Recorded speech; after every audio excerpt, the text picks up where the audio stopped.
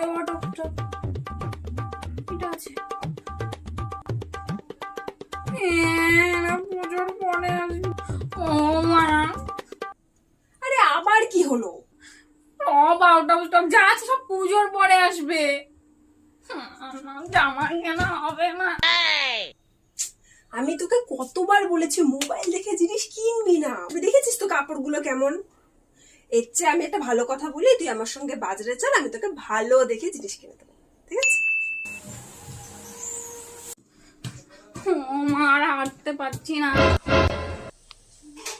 আরে আজকালকার মেয়ে একটুতেই হেদিয়ে মরে।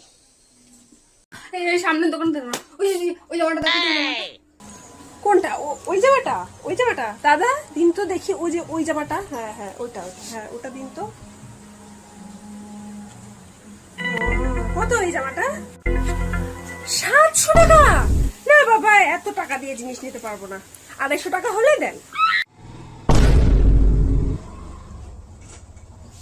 আরে মা, আরে দিদি, এত কম হয় নাকি? আরে আমার জামা কেনা হবে না। আরে না আপনার না আমার, 300 টাকা হলে দেন। আরে মা, 700 টাকার জামা 300 টাকায় কে দিবে? আরে দিদি, পুজোর বাজার একটু বুঝুন। নেই আপনার। এই মনা, চল চল চল, আমরা অন্য দোকানে গিয়ে দেখি, চল। আরে ও দিদি, আসেন আসেন, নিয়ে যান নিয়ে যান।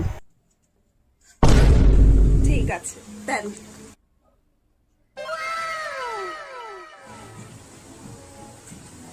কিরে হলো তো?